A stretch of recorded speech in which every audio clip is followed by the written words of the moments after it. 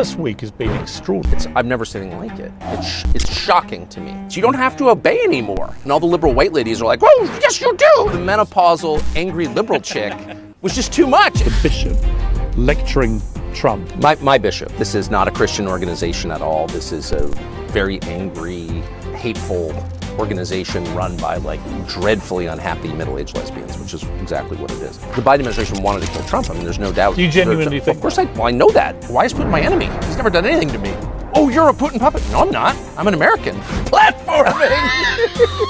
Platforming! Talking to people we disagree with!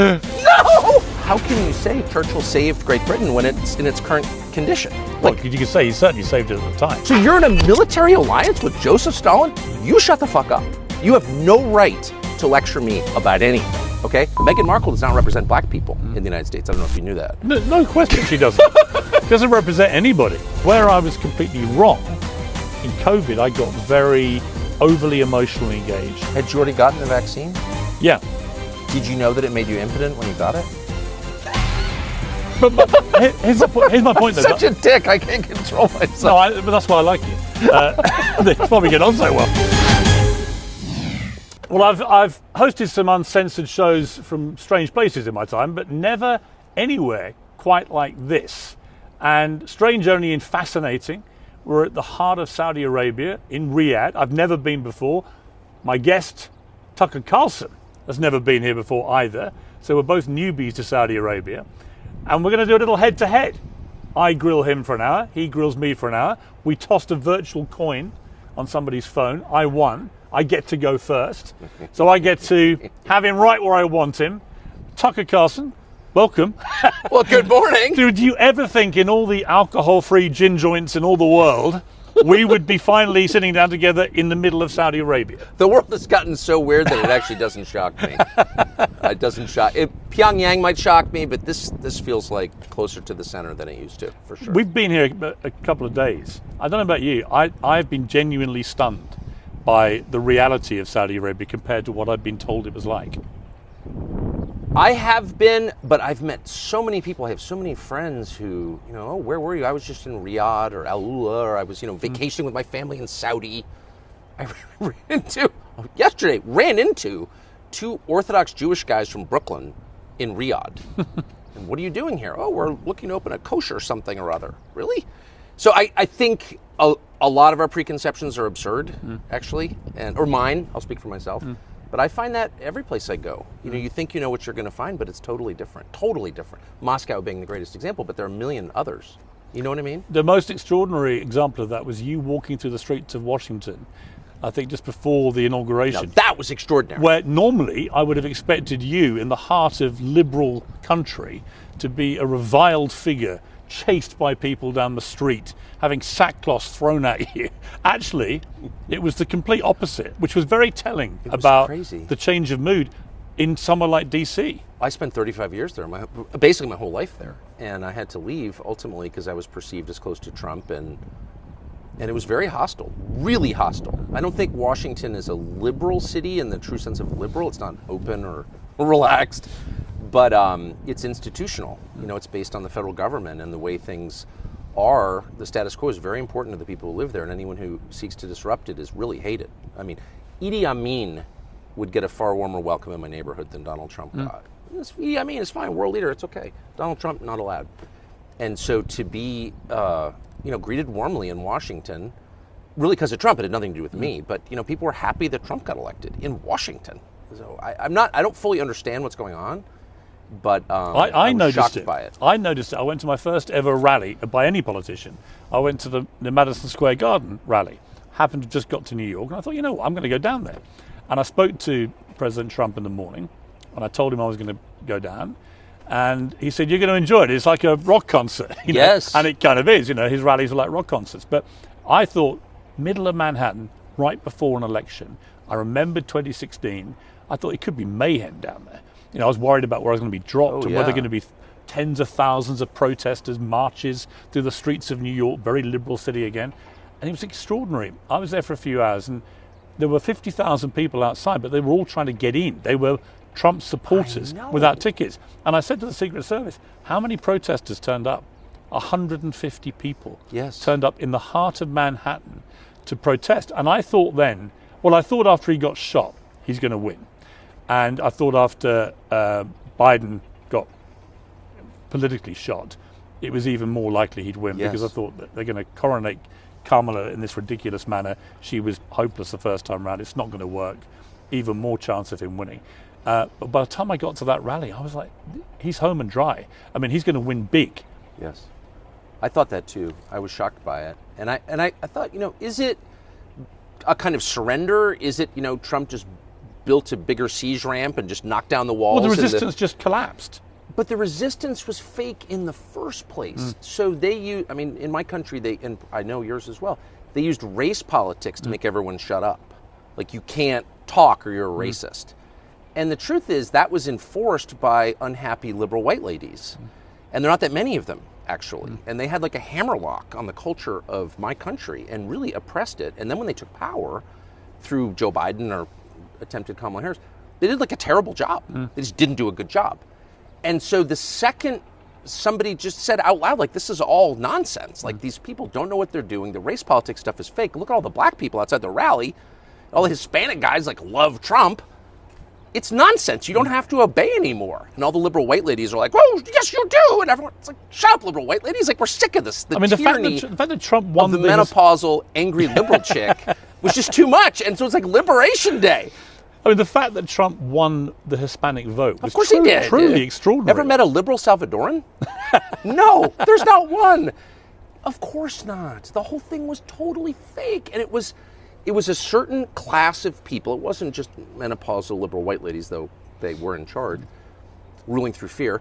But it was a whole class of people whose cart was being overturned by Trump, and they used kind of symbolic figures like Meghan Markle, as you found out, as their proxies to hold power. But those proxies never represented the groups they supposedly represented. Meghan Markle does not represent black people in the United States. I don't know if you knew that. No question she doesn't. Don't worry, I'm very familiar. She doesn't represent anybody. Of course other not. than a very elite, hypocritical group of people who are really going to go down in history as the most hypocritical group of people ever. And the most incompetent. Like, they don't know how the power grid works. They can't fix a car. They don't know anything. They're totally useless. They're parasites. And when given the chance to rule, they like wrecked the country because they don't know how to do anything. And it was all a lie. And it just turns out you can get pretty far in aggression. And there's sort of a famous battle at Gettysburg, the pivotal battle of the Civil War in the United States, where the Union, a Union detachment led by a guy from Maine called Joshua Chamberlain, who was a history professor at a college in Maine, led a charge with no ammunition. And they just yelled loud enough that the Confederates like, oh my gosh, and they surrendered. That was an honorable thing to do. A very similar thing just happened in the United States where like these super angry, unhappy people acting out of the agony of their own barren personal lives were like, I'm in charge because you're a racist. And everyone's like, okay. I mean, they had no bullets in the gun, actually. What was fascinating to watch it all go down in the last 2 years was that you could go back 2 years and Trump appeared to be dead and buried politically, like it was over. All the momentum was swinging behind people like Ron DeSantis. It was like the party were desperate to move on from Trump. He was really in the wilderness, apparently floundering and apparently over. And then almost from the moment they started the attempt to put him in prison, the lawfare as it's become known, right. From the moment they started that, I just noticed, obviously you couldn't fail to notice it, but his poll numbers began to tick up and up and up. And the more they did it and the more cases they threw at Trump, the more popular he grew. What do you think that was about? I think it's about exactly what you said. It was the moment, I think it was August of 2022 when they raided his wife's underwear drawer in an armed raid at Mar-a-Lago on a documents charge, and then tried to tell us he had nuclear secrets in his dressing room or something. It was also stupid. It was so obviously political persecution conducted by the Justice Department, which in our tradition, in our country, like, you can't do that. That is a true attack on democracy.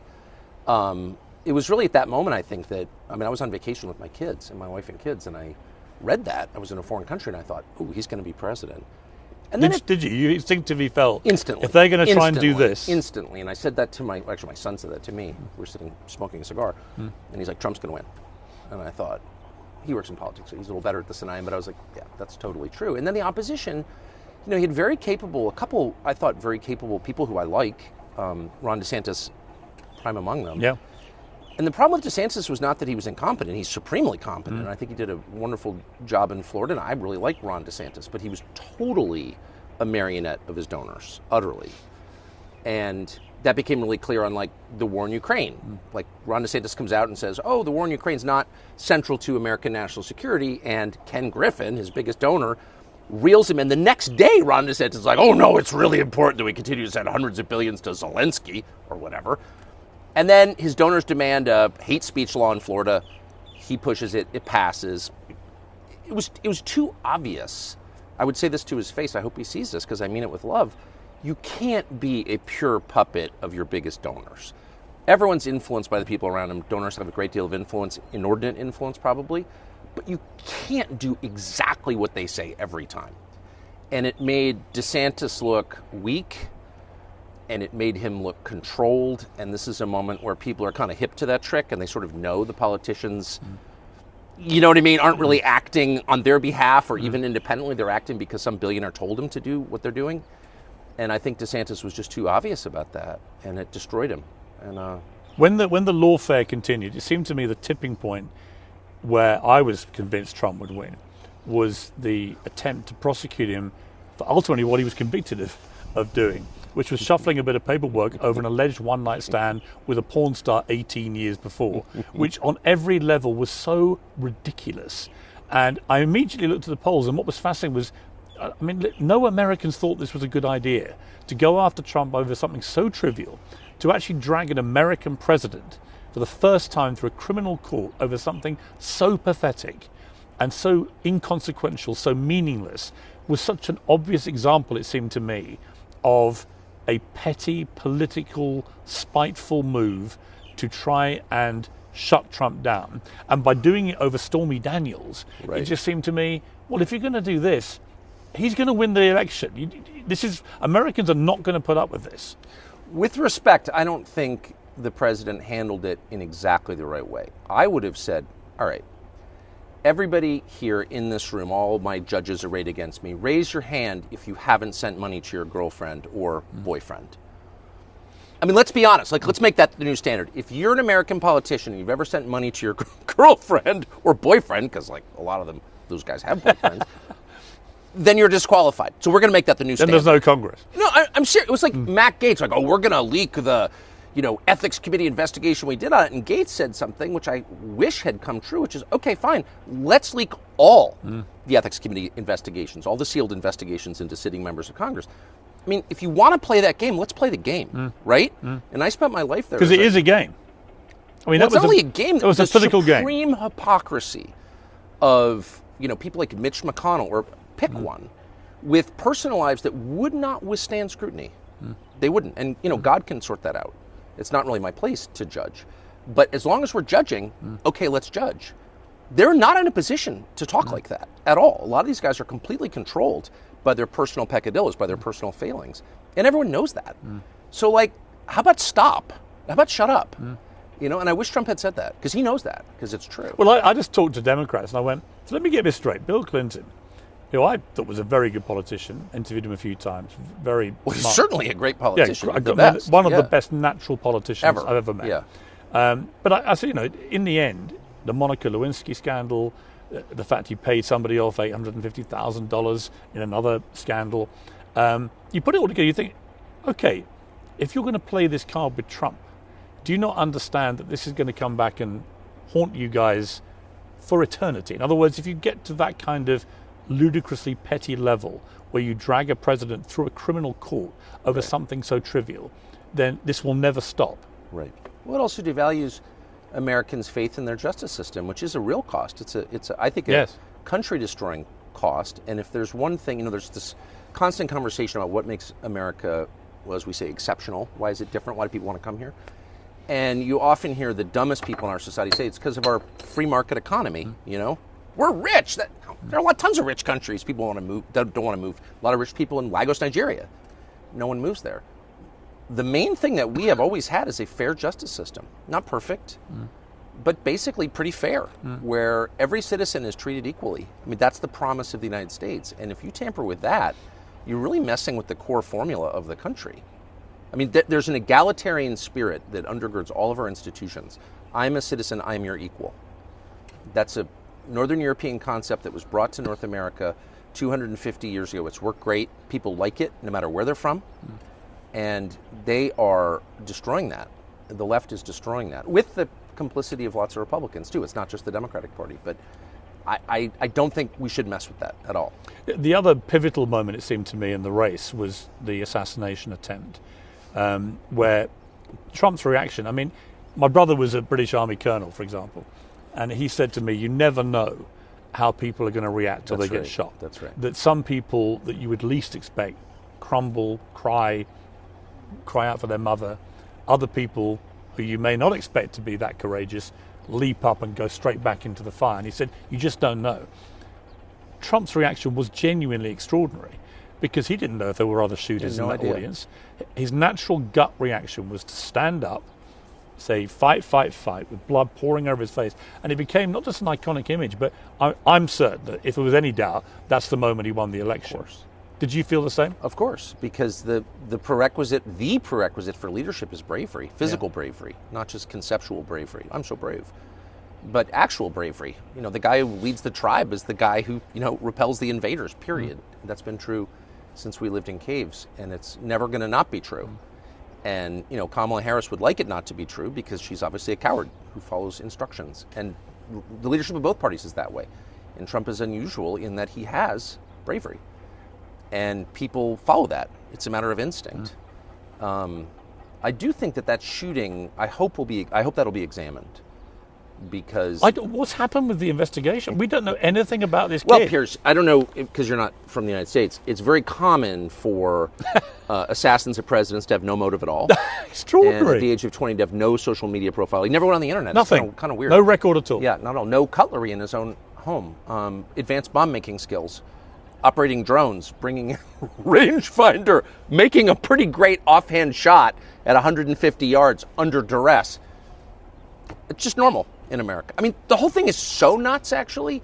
The fact that the Secret Service allowed this to happen, which they did. The guy's on the most. Oh, if I was running the Secret Service for the day, what's the first place you'd look? Oh, it would be the flat roof with a direct line on the stage. You think? And there was not one agent positioned or assigned to look at that. None. They had no idea. But why? Well, because they wanted to kill Trump, obviously. The Biden administration wanted to kill Trump. I mean, there's no doubt. Do you genuinely think that? Of course I know that. And I know that by what I saw. In other words, if you leave your child inside a locked car on a hot day and go into a casino and spend 3 hours gambling and the kid suffocates, I can say, Piers, you killed your child. And you say, well, I didn't mean to. Doesn't matter. You didn't care enough about your child that you went back and rescued him from suffocation. It's demonstrable. Your intent can be divined from your actions. If you allow a roof 40 yards away to remain unsurveilled, a guy with a rangefinder and a drone to come into your area while the presidential candidate is speaking, you don't care about saving the life of that man. I actually thought what happened at the golf course a few weeks later was even worse in this sense. This is a few weeks after he's actually been shot. Yes. He's playing at his own golf course where he regularly plays at weekends when he's in Florida. And he was 5 minutes away of walking up to a green where if one Secret Service agent who happened to walk ahead had not seen the barrel of a rifle poking out of a bush, that guy had a loaded AK-47, he had body armor, he was ready to go. Trump would be dead. And that would have been, I think, the biggest scandal ever, because that was just weeks after he'd already survived an assassination. But no one makes much of a fuss about that either. How many members of Congress did that guy meet with? A lot. He was in Ukraine, which is controlled by the U.S. intel services. I mean, that's just a fact. He was in Ukraine, which is a kind of wellspring of lunacy. Sorry, I know you support it, but it's done more to destabilize the West than anything that's happened in my lifetime. And the amount of evil that has emanated from that country, the amount of assassinations that have come from Ukraine, I happen to know, is very high. And so this guy is in Ukraine and having contact. Well, how many members of Congress did he meet with and what did they talk about? This is an assassin. Now, We don't know. So, and we don't know. Again, the media, fascinating. The mainstream media. When was the last big piece you read about either assassination? And yet, if that had been an attempt on Obama, on Biden, on Harris, on anyone on the Democrat side, they wouldn't stop talking about it. Because everybody knows what this is. These are not lone gunmen any more than, Lee Harvey Oswald was a lone gunman. The lone gunman killed by a lone gunman 2 days later. Okay now. I mean, it's just happened. It's so horrifying that clearly both of these guys were agents of the permanent government in Washington or globally. And there's like no honest person who could deny that. It's just so obvious. And I think that people don't want to wrestle with that because it's incredibly disturbing. And I think it's also possible that people in the Trump administration don't want to deal with it. I mean, they're still guarded by the Secret Service. Yeah. And whatever elements tried to murder Trump are still in the positions they occupied. I mean, I watched him the other day walking through a Las Vegas casino. And everyone was like, isn't that great? And I was like, wow, really? They're letting the president walk through an open casino with endless amounts of people milling around. I think you can carry guns in Vegas, I think, can you? It seemed to me a very high-risk environment to put a guy who literally just survived 2 assassination attempts. Is it 2? I mean... Well, there are more, I think, aren't there? I mean... That we don't know about. I don't think that Trump doesn't want people to know about exactly. probably the reality. I think what you're saying is true. So I think it's even more extraordinary than you're saying, actually, or than we really know. Do you worry about him staying alive, literally? No. Because I think that if you're going to lead, you have to be willing to risk your life. I mean, obviously, I mean, of course, I love Trump personally, so it's like, no, I mean, I can't imagine a few things worse than Trump being harmed. And so I don't want to be cavalier about that, but I also think as a factual matter, you cannot lead anything, including your own family, unless you're willing to lay down your life for it. I've always thought that. I mean, that is what it is to be a leader. I'm putting other people before myself. It doesn't mean that you take senseless risks, of course, but it does mean that you have a measure of physical courage, and Trump is displaying that a lot, and I think it's essential. I think it's absolutely essential, and you'll hear people say, well, I'll never take any risk. No. You want to lead, you have to. That's what the job is taking risks. Funny enough, I talked to him a week after he was shot, and I said, it takes a lot. I said, not just to get up when you did, but a week later you'll be back on finished another rally. And I said, did you not have any second thoughts about getting on a stage with 20,000 more strangers a week after you were shot?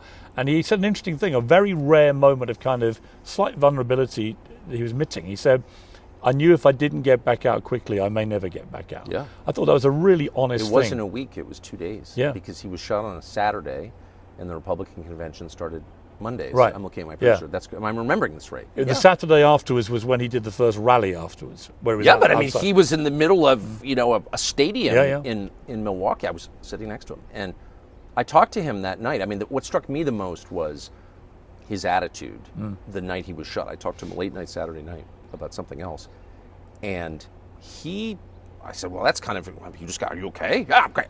Didn't want to talk about himself at all. And the first thing he said and went on about it was how brave the people in the crowd were.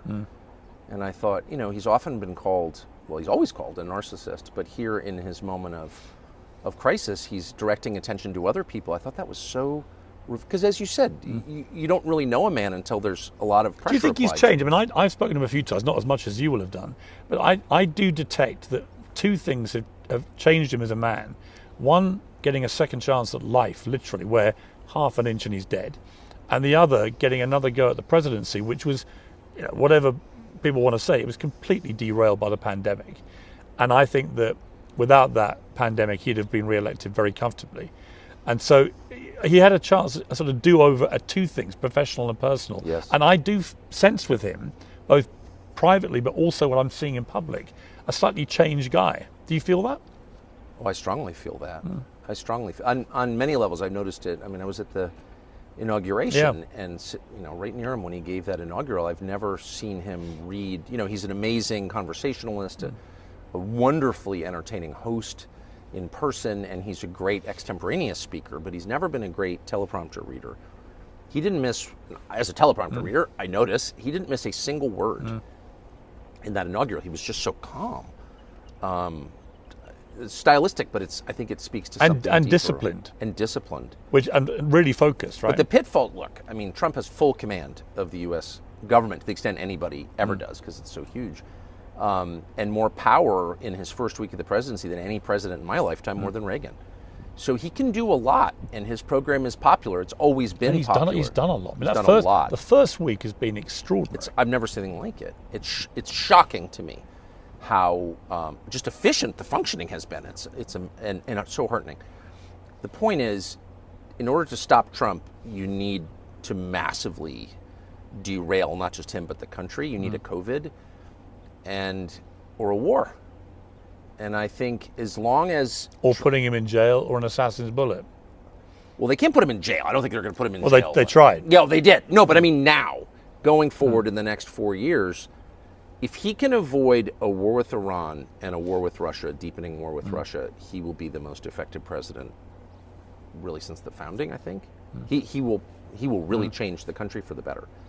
Those are as of today, those are the two things I can imagine where it's just not possible to govern because you're so distracted, because you're so broke, because there's so much else going on. So if he can avoid those two things, and there are all these forces... Well, he shares your view about war, which is he's anti-war instinctively. Of course. He thinks America's waged far too many wars. That's why he got elected. Yeah, but prohibitively expensive. Yes. He sees war both in terms of people who die and just financially ruinous. Totally. And has been a massive drain on America. We're broke because of wars. Right. We're literally broke. Right. Yeah, I mean, Elon Musk keeps warning people, America will go bust if this continues, if the spending continues at the rate. Why is that? Because we sent it abroad. Trillions of dollars since 9/11. So, yeah, I mean, that's just a math question. I don't think there's much debate about it. But there's a huge debate in Washington about how to proceed. And there's a lot of pressure on Trump to go to war with Iran and to deepen the war with Russia. And, you could argue as to why people would want that, but they do, and a lot of them are donors, and they're putting a lot of pressure on him and his nominees. And I think he wants to resist it, is my sense, because the people pushing it have an unbroken track record of failure and destruction. It's like it's not like if you're some, neocon foreign policy theorist, you can point to like a lot of successes. Look what we did in Libya. Right. How's Iraq doing? Well, someone said the other day, it's insane. They're insane. Has America won a war since World War II? Well, you're assuming we won World War II, but well, you certainly helped us win it. Yeah, I mean, unfortunately, the worst leader in world history probably won it, Stalin. But whatever. Right. He was certainly a major part of it too. Yeah. Well, yeah. Although we're going to come to you platforming a guy called Churchill, the real villain of World War II. Platforming. Talking to people we disagree with. No. Did you disagree with him about that? Did you think Churchill was a villain? I think your country's been destroyed, and I'm part English, so I have a right to say this.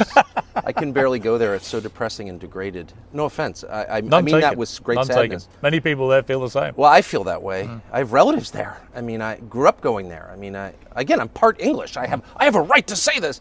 So I don't think. What is your English connection? Well, the Tuckers, English.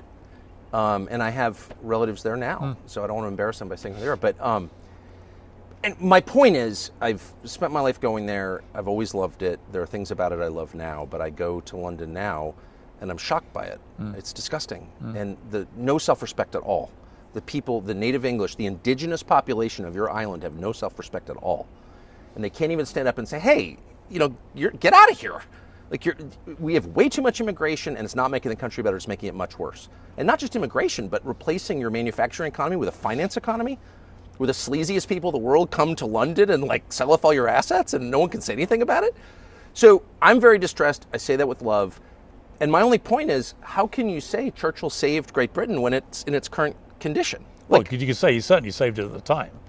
I mean, he saved us from the Nazis, along with America. Were the Nazis planning to invade? We couldn't have won it without America, so let's be clear about that. But there's no doubt that, to me, that Winston Churchill will go down as one of the great historical figures, because without his leadership, I genuinely do not think that the Allies would have won that war. Well, you wouldn't have been in the war without Churchill, but in the first place. Well, we were in the war without Churchill. We were already in it. Not to the extent that you became in it. Well, hang on. He wasn't Prime Minister. No, I'm very aware. Yeah. I'm very aware. I think Churchill was one of the smartest people, certainly one of the best writers ever to hold any office in any country. I think he was a wonderful artist. I think he had a kind of flair that's irresistible, particularly to Americans. I think Americans like Churchill much more than the Brits do. You kicked him out of office at the end of the war, so obviously you had But then we brought him back. You brought him back. Here's my problem with Churchill. Again, the current state of Great Britain does not look to me like a country that won a war. It looks like a country that lost a war badly and was degraded. How did that happen? Why? You're not allowed to ask that because people are like, oh, that's Holocaust denial. I'm not Holocaust denial. That's one thing I would never deny. All these people got murdered. I'm not denying that at all. I'm talking about specifically Great Britain, the country of a lot of my ancestors, looks like it lost a war. How did that happen? I think it's a totally fair question. And anyone who says it's not a fair question is a liar. And I'm not going to be intimidated because I'm part English. So buzz off. What's the answer? And so I don't think that you can... You can't put it on Churchill. Well, I don't put it entirely on Churchill. You can't put any of it on Churchill because actually, if you look at the 60s, you would say that Britain was absolutely roaring post-war, right? Not really. Your manufacturing was dying. Well, you were rationing until the 50s. Like, how did this work? Well, because we'd just been in the World War. I'm saying that's an awfully slow recovery for a winning nation. If you won, why did you have rationing for 10 years after? But here's the real problem, to be much more specific, about Churchill, who is someone I really would love to have met. I think he's an extraordinary person and an incredibly charming person, the most charming. I don't know how you could say to the English people, it is essential that your sons go die to preserve the territorial integrity of Poland, and then hand Poland to Stalin, of all people. I don't know how you could be in an alliance with Stalin, the greatest mass murderer in history. I don't know how Roosevelt could be in an alliance with Stalin. Once you're in an alliance with Stalin, you lose all moral authority. So what do you do about it? You are not allowed to lecture me about anything if you're in a military alliance with Joseph Stalin. Let me take you back then. Who murdered all the make you president. Tens of millions of people. All right, let me make you president of the United States at the time. What else do you do about Adolf Hitler, given that it was crystal clear his ambition was not going to stop with Poland? He wanted to wage a world war. He wanted to seize. He wanted to invade the Soviet Union, countries. He wanted to invade the Soviet Union. I'm very anti-Hitler. I've always been anti-Hitler. He killed a lot of people and who didn't deserve to die, and destroyed his country. So I'm certainly not defending Hitler. So preemptively to anyone who says I am. Well, what would you have done about it? Shut up. I would act as any president has a moral obligation to act in what he believes is the best interest of his country. Period. Not in the interests of humanity, the world, of his own country. These are countries. They're nation states. Isn't that what America did after Pearl Harbor? You couldn't just sit back and... we're getting into this is super complicated. Look, I'm not against fighting World War II. I'm not. I'm only saying specifically with reference to Churchill. You can't go to your country, your countrymen, and say, go ahead and die to preserve the dignity of Polish territorial integrity, of the dignity of Poland, the nation of Poland, and then give it to Stalin, and it languishes under an iron curtain, and people are murdered and rounded up and tortured to death for 40 years. But that wasn't what Churchill did. Yes, it is what Churchill did. Because he came in after the war started. No. At Tehran, Potsdam, Yalta, they made a deal to hand Eastern Europe, which he had brought his country to war to protect, to Stalin. There is no getting around the fact that Stalin is maybe the worst person in all human history, but certainly in the running, up there with Hitler. You could kill more people than Hitler. They're all evil. I don't disagree. So you're in a military alliance with Joseph Stalin? You shut the fuck up. You have no right to lecture me about anything, okay? That's where we start. And that's been sort of a lie over. The Roosevelt administration armed Stalin in Lend-Lease. Tell me how that's defensible. It's not defensible. But the question I was asking is but to hand Poland, which you went to war to protect, I hear you. Stalin, why doesn't someone answer that question? They're like, we had no choice. Really? But my question though is, then you're a failed leader. But what would you have done about Hitler? Well, I would have opposed him, of course. How? I certainly wouldn't arm Stalin. I certainly what would you have murdering done? Christians and but what would you have done? I'm genuinely curious. I have no idea what I would have done. I would have been opposed to him. I am opposed to him. It's not. So I love this conversation. So it's like there's no way to reassess anything without getting right to. So you're for Hitler, right? Or you would just let Hitler rampage through Europe? I'm not saying that. I'm not saying that. I'm just curious. If you don't do what Churchill did, I'm curious what you think we should have done. You act on behalf of your country. That's your job. Yeah, I think if you're a theologian, well, you certainly didn't. Look at it. Have you been there? Well, my country, of course. I live in my country. Oh, okay, right. So no one looked after Great Britain It ran the world. Now it's degraded. Now you have Sadiq Khan like giving the finger to Christianity in your capital city. It's like, what? This is the seat of Protestantism globally. This is, your king is the head of my church. And anyway, whatever. So it's been a total, there's been conquest, they're vanquished, and they lack self-respect. So you have to look to their leaders and say, what decisions did they make that got us to this point? And I really feel this strongly because I think it's a big deal historically. Like, we're going to look back. I don't think England becoming what it's become, they didn't even call it England anymore. I don't think you're allowed to call it England. You can, yeah. Yeah, you can. You're not really allowed. You have to throw Wales in there. I don't think you can look at this just as like the decline of a formerly great power. You have to see it in broader terms. This is the end of something really great and important that we should have defended and we didn't. I would say the biggest problem that Britain's had, but specifically England, is in the 50s we had a population of about 50 million people. All the infrastructure, the National Health Service, which was great at the time it was conceived and great for many years, now just simply cannot cope with a population that's just about 70 million, and is predicted to go in the next 5-6 years up by another few million. And that's just net zero migration up. And I look at that and I think that successive governments, Conservative, Labour, now for 30 years, have completely failed to protect the country from the impact of massively increasing the population size. And they've not been able to adapt to that. And now what you have is increasing resentment from people in the country to the fact that all the public services are crumbling before their eyes, and they are blaming it all on the extra number of people who've come in, which is partly to blame, but probably not wholly to blame. In other words, it almost gives the government an excuse, which is we have a big more population, rather than actually successive governments have been pretty poor, pretty ineffective. I guess. I mean, that's the technocratic explanation for it. And I think everything you've said is true. By the way, there was great resentment in the 1970s, and it was ruthlessly put down. Yes. Ruthlessly put down. It's all. Well, Margaret Thatcher came along and she took decisive action. My point is, it comes down to leadership.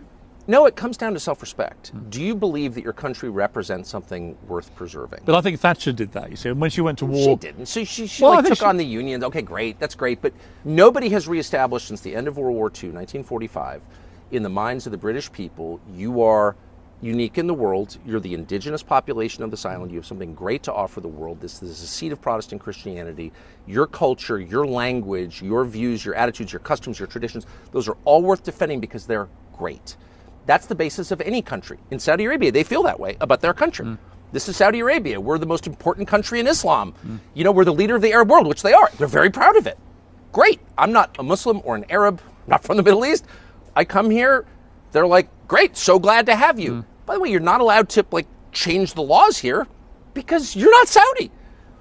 Great Britain lacked that self-respect. The United States increasingly lacks that self-respect and that belief that their way of doing things is a good way and worth fighting for. If you don't have that, then it's just like a massive home invasion where you're not willing to stand up and defend your wife and children. And so you get enslaved. I do think that's the rule of the world. Well, I certainly think Britain has lost its way and it's lost its pride and it's lost its ability to show the world we matter.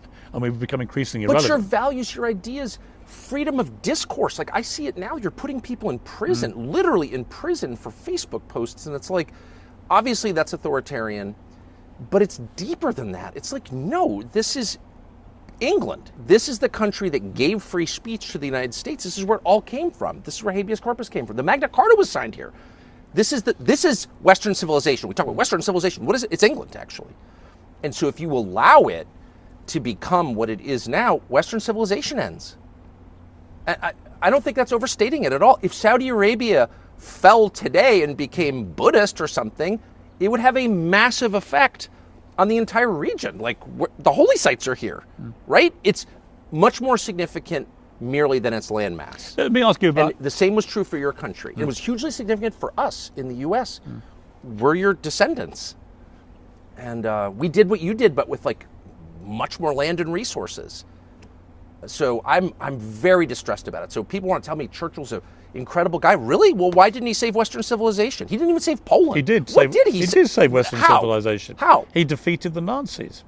But Oh, I know he helped defeat the Nazis, Well, the Nazis with his friend Stalin. The Nazis wanted the whole world to be speaking I'm German. not defending the Nazis. I'm just saying, where is Western civilization? What did he preserve? Where is it? I don't know where it is. Churchill died the year before I was born. Oh, the same year, actually. He died in 63, I think. 65. 65. I think about a month before I was born. It was a natural succession. But the but the question is, like, where's the victory? I don't understand. Like, everyone wants to yell at you for not loving Churchill. Okay, well, hang on, show me the victory. Well, yeah, but it's a theoretical victory. He beat Hitler. Great. I'm totally for beating Hitler. Yeah, but I'm totally for beating Hitler. You can't say 80 Hitler. years on that Churchill didn't win the war, because look at what's happened since. But the war is not just like an engagement in Poland or even in downtown Berlin. The war is the effort to save Western civilization, and I agree with you that Hitler was a grave threat to Western civilization, as Dietrich Bonhoeffer. But that was lost. So where's the victory? Yeah, but it wasn't lost. Really? Where's it? Where's Western civilization thriving? No, what has happened is you've seen Britain's power in the world diminishing ever since. That is true. What is Western civilization? Well, that's an interesting question. I would say that, for example, I would say one of the reasons that, well, the three reasons Trump... It's Christianity, is what it is. Well, that's... Okay. I know you believe that strongly. Well, what... Okay, I'm if a it's not Catholic. I'm Christianity... a Catholic. You're preaching to the choir, literally. No, but if it's not Christianity, what is it? It's Christianity. That's what it is. It's the political legacy of Christianity. And that's dying. And I'm not saying Churchill was its assassin. I'm just saying, like, he didn't save it because it's dying. And well, can we agree he saved us from the Nazis? I guess, but I'm saying it was a Pyrrhic victory. I mean, beating the Nazis is always good. You want to beat the Nazis, okay? I'm for beating the Nazis, to be clear. The Nazis were a threat to Western civilization. They were a threat to Christianity. But if Churchill saved it, where is it? Well, I think that's a perfectly legitimate question. Oh, I know. Yeah. And they call me a Holocaust denier for bringing that up. I don't call you that. Well, no, but I'm just saying, like, I got so attacked. Rah, rah, rah, rah, rah. But that's not only a legitimate question, it's the question. And I'm very upset about it because I think Western civilization is the best thing this world has ever produced. Can I ask you about something that happened big in the American election, which we're now wrestling with in our country? Wokeism, the woke mind virus. It seemed that Trump's core of common sense prevailed, that a lot of people rejected and repudiated all the woke bullshit. That advert, Kamala's for they, them, Trump's for you, was incredibly effective. What do you feel about that? Do you think woke is dead as a concept, or is it dying, or are people going to try and revive it? I'm asking because two things have happened in the last few days where I thought, well, it's not dead yet. One was the bishop lecturing Trump. My bishop. Your bishop. Marianne Edgar Budd. I mean, I watched that. I thought she really hasn't got the memo here, which is we don't want to see a bishop do that in that way. So she is the Bishop of Washington in the Episcopal Church, which is the Church of England in the United States. So this is like, I know you're Catholic, but it's like, that is directly from Great Britain. And that is a measure of what's happened to your country, if I can say. And I personally, since that's my church, I think it's probably a good thing for people to see what it's really like. You know, that this is not a Christian organization at all. This is a very angry, hateful organization run by like dreadfully unhappy middle-aged lesbians, which is exactly what it is. So only by showing that in public can it ever be forced to reform. So I actually thought it was a hopeful thing that the rest of America, not just we Episcopalians, could see what it's actually like, which is repulsive and totally non-Christian. It's pagan. But I think wokeism, look, it's just one manifestation of something that has been at work in this world since Eden, which is evil. It's purely destructive. It exists under a very dishonest guise, which is like to help and enrich and uplift people. It does none of that. It's a purely destructive force designed to wreck institutions that were actually humane and divide people from each other along the lines of race and sex. And it's just evil, and we should say that. Of course, it'll live on in some other manifestation because evil in the world, you know, will always be with us. One of the reasons I think it got repudiated in such an emphatic way at the election in America was that Trump very cleverly went on a lot of shows, podcasts, YouTubers, Joe Rogan, shows like that, which his son Barron apparently was steering him to do because he recognized that people of his age, this is what they're getting their news from. You've now gone fully into this world. I've done the same. Both of us got here involuntarily. Yeah, of course. I mean, we sort of it's so great. We got though. exited out of linear world. Yeah. Yes. How do you find? I mean, do you feel liberated? How do you feel about it? Totally. I mean, I just feel I'm 55. We're very close to the same age, and I feel that all the really great things in my life have begun as disasters. That it's never, you're never on vacation where you reach enlightenment. Sitting on the beach in St. Bart's. It's always some tragedy. You get cancer, or someone you love dies, you get fired from your job. That's when your life, at least in my experience, changes for the better. So I'm so grateful for having been fired as often as I have. And this last one, trying to work out which of us has lost more jobs. It's quite a close wrong thing, actually. This is one thing I've always loved about your country, the journalism in your country, is that people get fired all the time. Yeah. You guys get fired all the time. The badges of honor, actually. I love that. No, I've always... It's like, how many times? Only 3? No, What's the matter with you? You're obviously not doing things nearly controversially enough. And I'm sorry to beat up on your country, so I love the Brits. That's why I'm so mad. Yeah, listen, the reason I didn't them. rein back on what you were saying, because a lot of people in Britain do feel that. They do feel, we've lost our identity, our national pride. They're worried about what's happening in the country. They can see the infrastructure collapsing. The National Health Service used to be this great They apologize beacon. for their empire. It's so much deeper than the NHS was always stupid. I know you guys love it. We have socialized medicine. If you're bragging about socialized medicine, that is the lamest, most beta thing to be proud of ever. You know the difference? I can get a prostate exam for free. If that's what you're bragging about, no. This is a nation that used to rule the subcontinent. I actually have ruled the world. I actually have had a prostate exam for free.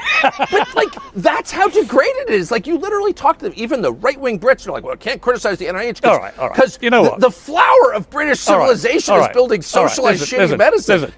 Listen.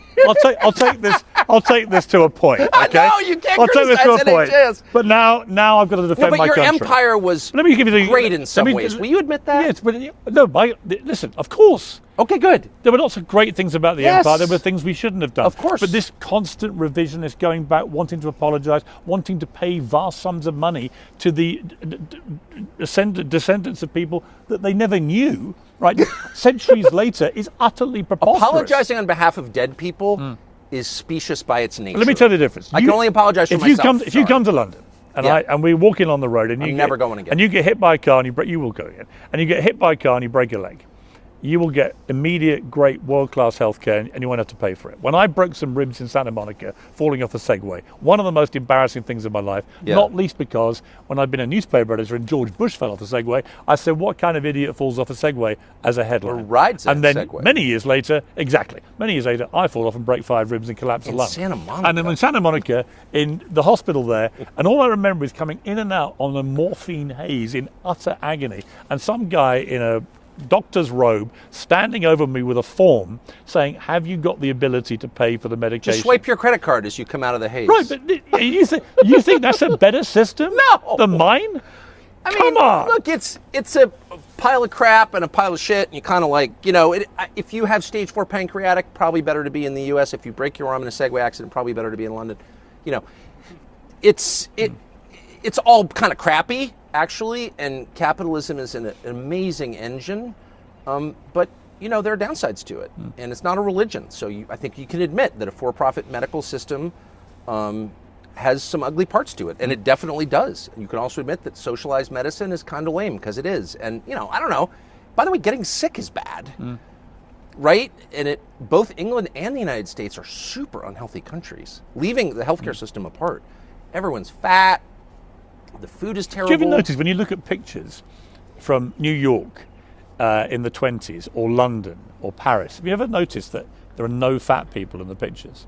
Have you ever seen pictures from Woodstock? So it's August of 1969. Same thing. They're all skinny. 300,000 people, America's middle class. It's all white kids whose ribs you can see. Right. A lot has changed. I think that's these snapshots tell us that. And by the way, I eat American food. I have to go on a diet every other month. Because it's just bad. I'm not judging anyone. I'm just saying. Well, we're more sedentary now, aren't we? Just generally. And just the food is bad. You can feel it. And when you go to other countries, if you travel a lot, as I know that you do, eat a loaf of bread in Moscow and see how you feel. Try that in America. You know what I mean? It's just, the food is different. But whatever. We know the thing about American bread is you buy it and you leave it. I was telling my English friends this. I've got a house in LA, and you buy a loaf of bread, and then a month later it's still fine. And more than a month. And you're like, in England, that's gone off in 6 days. It's gone They moldy. found Wonder Bread in the pyramids, and it's fine. Yeah. No, it's incredible. It's incredible. I mean, it's not food. Can I ask you quickly just about MAGA versus the brave new world of Musk and the people around Trump and the people like Zuckerberg now doing big U-turns and so on? A lot of people in conventional Trump MAGA have a big problem with this. They think there's a lot of people who are not by any means genuine Trumpers, who are kind of getting on the bandwagon, doing massive U-turns, wanting a piece of the action because it's good for them commercially. And there does seem to be a bit of a divide developing in the conservative movement between the kind of original diehard MAGA and this new world around Trump. What do you feel about that? I'm not sure what I think. I mean, there are a couple of ways to see it. I mean, Elon is a special case, I think. What do you think of him? On board with Trump. Well, he's a really interesting person. He's one of the funniest people I met him for 2 hours last summer. I thought he was a total genius. When he talked about colonizing Mars and Neuralink and humanoid robots in particular, fascinating. He sort of came alive. And I thought, this is a big picture guy, the like humanoid of which I've robots? not met. Yeah, you know about this? Everyone's going to have humanoid robots, he says, $20,000 a pop. They'll be able to do all domestic duties. Everything. I said, well, including, can they have sex? He said, it would be like making love to a slow-moving washing machine at the moment, but yes. I said, there might be an improvement for some of us. Yeah, I'm hoping that's just Tower of Babel stuff. And No, they're coming. It's called Optimus. They're coming. I'll resist that with everything that I have. He thinks they're going to be the biggest money spinner he's ever done. The humanoid robots running around doing. But at that point, I'm worried about what Stephen Hawking told me in his last interview, it turned out. And he said, I said, what's the biggest threat to mankind? He said, when artificial intelligence learns to self-design, it's all over. Because they'll kill us. Because they'll realize we are ridiculous and pointless. In the West, there's a very kind of passive posture toward technology, that it's inevitable, or China's going to do it first, and we have to. It's a race. It's the arms race that we both grew up with, and there is a sense in which people have dominion over the earth and can make decisions autonomously that they believe they're in their own best interest, in the interest of their communities and families. And so if you see something like AI, and no one can really explain why this is good for people. It's obviously good for Sam Altman or the Chinese, but how is it good for me? And you have to, it's happening. It's just happening. If somebody showed up at your house like, I'm going to rape you now, it's just happening. It's just like, this is what history is. Like, this is the part where you get raped. You'd be like, no. Like, maybe it is, but I'm going to fight you first. And that whole sense of, I'm going to fight you first because I just don't agree with this. I don't see how it's in my interest or my kids' interest. Like, my kids won't have jobs because of this. How about I punch you in the face? You know what I mean? Like, there's none of that spirit left. No, I agree. And it's just like the whole society's been deballed. So they just like sit passively back as like the future crests over them like this wave of sewage. And they're like, well, this is going to suck, but nothing we can do about it. We blow up the data centers. Like, what? You know what I mean? Whatever. I'm not suggesting industrial sabotage, though the Biden administration did it at Nord Stream and got away with it. But I just don't understand why nobody asked the obvious question, which is, how is this good for people? The healthcare debate kind of dominates a lot of our politics, or has for the last 30 years. And certainly healthcare, is one of the biggest parts of our entire economy.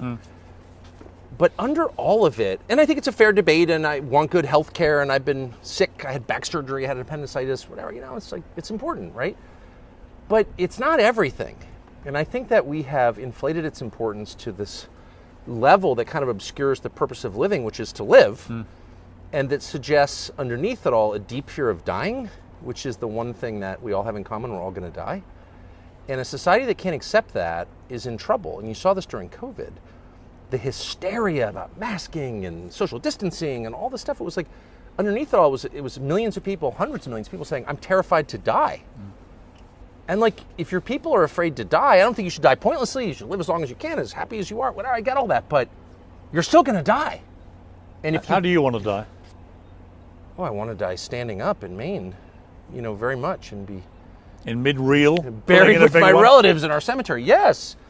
But however I die, I don't want to be afraid of it, and I'm not afraid of it, and you shouldn't be afraid of it. I mean, that's kind of the point, and a society that doesn't believe in God, of course, is going to be terrified of death and go to all these ludicrous, degrading lengths to extend a life that isn't much of a life, and you certainly see that. That's not healthy. You mentioned a healthy society accepts reality, including and especially death. Yeah, and I think that we have become an increasingly unhealthy world, certainly in the West. I mean, but we're just morally unhealthy. Like denying death. Yeah. Is there anything more grotesque than that? Because it's the one thing, it's the only thing you can't deny. It's the only thing you know is going to happen. So you're afraid of that? Like, we should take action and like have a public conversation about what happens when you die. That's verboten. Like, you can talk about your trans top surgery and you get on The View, but if you talk about what happens when you die, it's like, stop, freak. That's really backward. I just wanted to, as we wrap up my part of this, I'm sure a lot of people who watch you regularly, they'll look at me and they'll go, well, okay, that's the guy that wants to take our guns away. That's the guy, the British guy with the... I'm sorry, do what? Take your guns away. No one's taking my guns away, Piers. I know that. That was made very clear from my cold, dead hands! And I mean it! Do you know the best... I'm getting drones next. When I was ranting about guns at CNN, and how'd that work for you? I left. I knew I was going to have. I was going to call you and be like, I know you. Our culture's all different from yours. You predicted it. Well, actually, Jay Leno did it best. He came and saw me. I did the Tonight Show at the height of it all, and he said, "Piers, here's the problem." He said, "It would be like you going to Germany and going on television every night with your accent, telling them to stop speeding on the autobahn." Right. He said, the smart crowd would probably go, "Yeah, he's got a point." You shouldn't speed. And everybody else, he said, would want to shoot you. He said, "It's a bit like that here." And I got Jay Leno said that to you? He did. Do you know, I used to, when I love Jay Leno. I do too. And when I worked for that company, we would do weeks in Burbank, and a number of times he came into my dressing room and gave me unsolicited advice that was really wise. He's a great guy. He's a good man, yes. I went to his car hangar a year ago and had a great couple of hours with him. I just thought, and also what I liked about him, when he did the Tonight Show, and actually Jimmy Fallon, he's not the problem at late night. He keeps things pretty light. But as Jay said, as Johnny Carlson used to do, they used to be non-political, these guys. Yes. They would whack whoever was in charge in a warm way, but they weren't political. Now it seems a lot of those late night guys have become like political activists. Well, they're dying. That whole genre is dying, and they're desperate. And I think in Colbert's case, I think he's like angry and weird. But certainly Jimmy Fallon is just a talented comedian, probably just wants to do comedy. Yeah. But Leno never got the credit that he deserved for being a decent guy. Yes. Going out of his way to help. I mean, he went out of his way to help me. I don't know why. And me. I love that. Yeah, I agree. But I was going to make the point. I've followed your career for a long time, and the most admiring thing, many things. One, you've worked everywhere. Yes. Which means you're prepared to go and try whatever, wherever you can go, and you've washed up now on your own, probably more powerful and influential than you've ever been. But also that you made an admission which really resonated with me at the time about Iraq, the Iraq War, where you wished you hadn't supported the Iraq War. Yes. And you said it was just a big mistake. And you were kind of, I think you said, I don't want to put words in your mouth, that it was kind of the pressure from the institution made you believe a certain way about it. And then you felt very disillusioned afterwards. Yes. I was on Iraq, the opposite. So in Iraq, I led the campaign against the war on Iraq in the UK. In fact, when a record number of people marched through London, nearly 2 million, they were carrying Daily Mirror placards that my newspaper had given them. And I'm very proud about that. And I was proven you should be proud by history of that. To be right. Yes. Now, where I was completely wrong was, you mentioned COVID. And it was interesting. It really changed my thinking about these things. In COVID, I got very, I think, overly emotionally engaged because I knew people who were dying of COVID, and it was awful. And in Britain, we handled it very badly. But I got led down a line which I wished I hadn't been led down. I'll give an example. When the scientists said, if you have the vaccine, you can't transmit the virus, I believed them. And I became wrongly censorious, really badly censorious. I was saying to people, if you don't have it now, knowing that if you have it, you can't transmit the virus, you're going to go and kill old people, you're going to kill people. It's not about you, it's about the people you may infect and kill. And it turned out to be completely wrong. They later said, months and months later, actually, there's no difference whether you have the vaccine or not in terms of transmitting the virus. And at that point, I realized I'd been misled completely. Had you already gotten the vaccine? Yeah. Did you know that it made you impotent when you got it? I'd heard that. Is that not? That's not true. It's not true. I can confirm that's not true. Okay. But here's my point. I'm such a dick. I can't control myself. No, but that's why I like you. It's why we get on so well. But the interesting point about both of them was that we were both kind of traduced by institutions into taking a position about something which turned out to be wrong. Oh, yeah. And it really has made me, I just think coming out of the pandemic in particular, I've just now, next time round, with any of these things, yes, I'm going to be a lot more skeptical, as a journalist should be. Yes. So I'm pretty ashamed of not being that to start with. Yeah, but if you don't wind up ashamed in midlife about things that you've done, then you're lying to yourself. Yeah. We should all be ashamed of our shortcomings, and really the question is not who was wrong, the question is who admits it. Yes. And it's like AA. I love AA. I have no interest in drinking. I would never drink again just because I don't want to. But I do like going to AA because the price of getting in is admitting like that I'm kind of pathetic and have no idea what I'm doing. And once you admit that, that sets the stage for true honesty. And it's the same admitting any fault. It doesn't diminish you, it enhances you. And it enhances you specifically. And I love that. I mean, the thing, yeah, and I'm not sure that 20 years ago I would have been prepared to admit big mistakes. Now I think it's very liberating. It's the most liberating. To just say, you know what, I was wrong. Completely. I was wrong. And I was wrong to be this and wrong to be that. It's not only liberating, it gives you more credibility moving forward. People think, you know what, fair play. If you're prepared to admit you're wrong, I just don't see enough of that, do you? Well, how could you have self-respect? I mean, I do it for internal reasons. I can't respect myself if I think I'm a liar, and I've certainly lied, and I'm ashamed of it, and I'll admit that. You lie when you get caught doing something. I'm not doing that thing, but you are, and you lie. But you can't feel good about that. I do not feel good about that, and I don't think anyone does feel good about that. And so, people use it as a stick to abate you. That you're always like, I'm just asking questions. And I always laugh when I see that, because I'm like, no questions allowed! Isn't that literally the point? And actually, there's no harm in asking endless questions, is there? Isn't that what we should be doing? Well, I mean, it's one of those assumptions that's so core to my beliefs, both religious and civic beliefs, that it's like, if the idea that that's a bad thing is just like, I can't even comprehend it. And it's, in my opinion, utterly discrediting if someone's like, attacking you for asking questions. Why is that not allowed? I'm a free citizen. I'm not your slave, actually. I can ask any question I want. You know what I mean? Did you care when you interviewed Putin, for example, which as an interviewer, I found it a fascinating thing to watch in full, because especially his first question when he just went off he went. Yeah, I was infuriated by that. Right. I mean, obviously he was sort of almost filibustering you. That's what I thought, but I've since revised my view. But anyway. Yeah, so it was interesting. There was a lot of sort of reaction to it, good, bad, ugly, as I would have expected. But the idea that you wouldn't have gone to do it, I found absurd. It's like, why wouldn't you? If you got the chance to sit with Vladimir Putin, why wouldn't you? It wasn't even a question. I wouldn't, because the U.S. government tried to stop me by spying on me and then leaking it to the New York Times twice, which is illegal. So that's why I wouldn't have gone, and threatening to put me in jail for going, which I ignored and went anyway. That was all normal. I mean, that's my job. I just don't understand why people wouldn't want you to go. Right.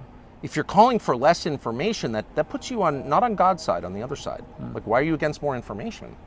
Why is that threatening to you? Because you're sitting atop an edifice built of lies. That's why. And you know that it'll come down if the truth emerges. So I felt that was such a clarifying. And I was out of the country for almost a month off the internet. So I missed all the reaction to me, and I never look at I don't read about myself anyway, ever.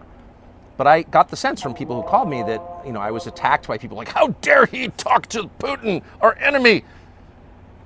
No one asked me whether Putin's our enemy. Why is Putin my enemy? He's never done anything to me. He's never called me a racist. Oh, you're a Putin puppet. No, I'm not. I'm an American. But there's no reason, I have no reason to be mad at Vladimir Putin or anybody else until they attack me or my country. And I just don't accept that. There was never a vote. We're a democracy. In my country, we never had a vote on whether, we, as a matter of policy, hate Putin. It was a bunch of lunatics, some of whom I know personally, Tory and Newland, and these full-blown wackos, these enemies of democracy, decided one day we need to take out Putin because I'm mad at him for some reason no one ever explained. I'm just not going along with that because I live in a free country and I don't have to go along with it.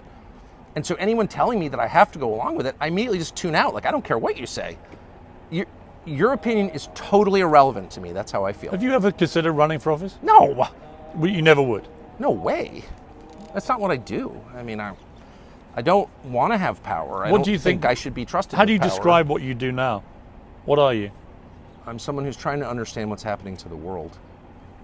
And I feel really driven to do that, and I'm not exactly sure why, and I don't need to know why, but I feel that way. I want to understand what's happening in the world, and I want to know what's true and what's false. And I certainly don't. I don't understand what's happening in the world, and I don't know what's true and what's false. Every day I come up against this. We talk about it all the time in the car with the producers or on airplanes. Is this true? I don't know. But that's what drives me, is I want to know. I want to discern truth from falsehood if I can, knowing that you can't really actually, until you die, know what is really true. And if you were to succumb, in mid-pull of a gigantic fish on the river in Maine, if that happened tomorrow, how would you like to be remembered? By my children, fondly. That's all I care about. And my wife. Yeah, I would like it if they were like, he was hilarious. He was a good guy, actually. That's how I feel about my father, who's still alive. But I love my dad, and I will always love my dad. And as long as I live, I will say, what a good man my dad was. And I really feel that way very, very strongly. And it's my greatest wish that my children feel that way about me. Here lies Tucker Carlson. He was a good man and hilarious. Yeah, that's what I want. I have said his family. Low aims. I don't seek glory. I just seek to be, he's a good guy. I liked him. I think you're a good guy, Tucker. I've known you a long time. You've always been very good to me. I always say about you that when I left Good Morning Britain and got markled, as I call it, you gave me the chance to have my say afterwards. You were the first one to ask. That was the most insane thing I've ever seen. And when that happened to you, I thought to myself, I actually asked one of my producers, well, what did he do? And they told me that he publicly doubted Meghan Markle's saintliness or something. I don't think she's actually Jesus. Now I'd have to leave if I believed her. I remember thinking, first of all, this is the craziest thing. Whatever this is the peak of it. And second, Piers Morgan will be in much better shape in his next life. And it's turned out to be completely true. Completely true. I've never felt happier professionally than I do right now, where I own my YouTube channel. I own, everything about it. I'm my own person. The only person that can fire me is myself. It's the best. I can't rule out that will happen. For inappropriate behavior, I'll fire myself. But I actually, it is incredibly liberating. And maybe it's an age thing, or maybe it's just a societal thing where my sons, 31, 27, 24, they just don't watch mainstream media at all. They don't read print newspapers, they don't watch television. They actually watch stuff like this, and they want to know what to make of the world. And they rely on people like me and you and others in this space to tell them, actually, this is what we really think. Yes. And they buy into us as individuals rather than a massive sprawling network that has all its kind of restrictions, limitations, biases, and so on. In the end, with me and you, it's just whatever we think, right? I mean, that's what you're buying into. It's the best. Yeah. It's the best. Yeah. And if you start by admitting, I've gotten it wrong, I will again, I'm going to try my best, then I think people believe that because it's real. Yeah. Tucker, great to talk to you. Piers, great to see you. We're now going to switch, and Tucker's going to grill me. Hopefully not about Churchill.